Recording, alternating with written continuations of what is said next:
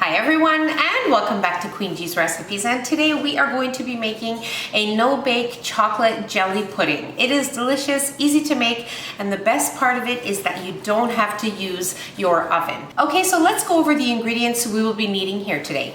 So we will need some milk and some half and half cream, some unsweetened cocoa powder, 2 cans of sweetened condensed milk, some gelatin powder and unflavored gelatin powder, and some vanilla extract. You will also need a mold, so whatever mold you are using or a bundt cake pan, just make sure that it is greased with some vegetable oil or any flavorless oil. And make sure that you use some paper towel to clean the excess of the oil, just making sure it's greased but doesn't have any dripping of oil in the mold or the pan that you're using.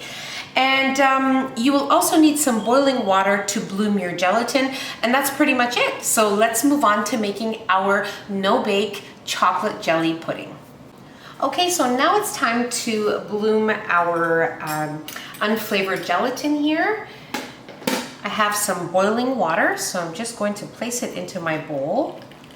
I'm going to add in my packages of unflavored gelatin. I'm going to give it a stir, and we are going to let it sit and dissolve.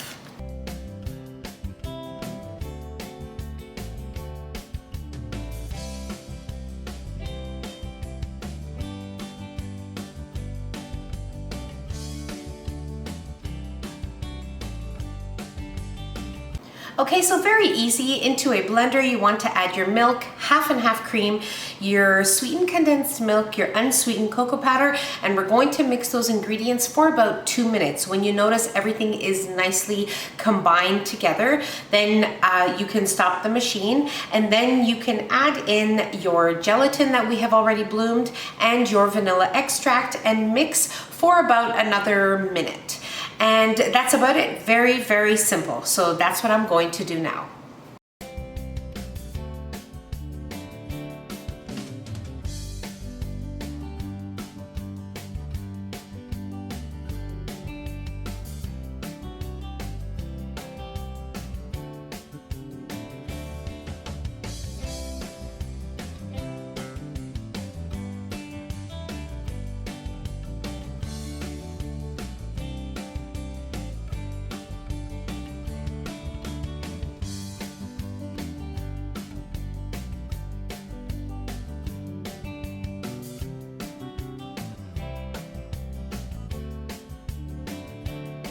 Okay, so when blending your mixture here, you want to make sure that in between you go in with a spatula. So just turn off your machine, go in with a spatula, clean the sides, make sure that there is nothing stuck on the sides, any cocoa powder or anything like that. Mix it in and then give it another blend until everything is nicely combined together. So as you saw, I added in my gelatin mixture, my vanilla. I mixed it again for another minute to a minute and a half, and now we are ready to place it into our prepared pan. And after I do that, I'm going to place it in my fridge for a minimum of 3 hours, or until your chocolate jelly pudding here is nice and firm.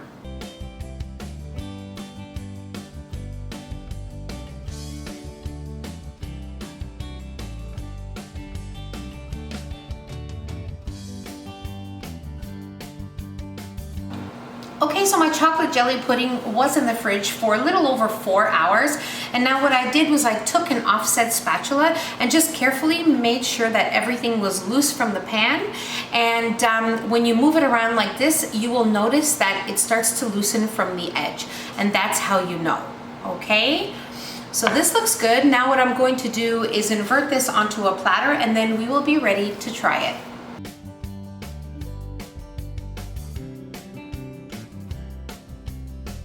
Okay, so I have already cut a slice here. I've already inverted it onto my platter. I also placed some chocolate sprinkles. Definitely optional. You can serve it just as is, or with some whipped cream. Anything you like, you can serve it any way, and it's going to be delicious. I promise you that.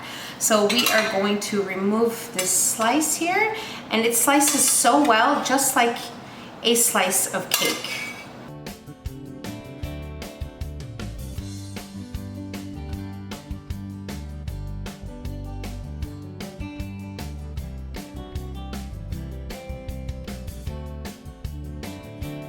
It is so delicious, so creamy and chocolatey.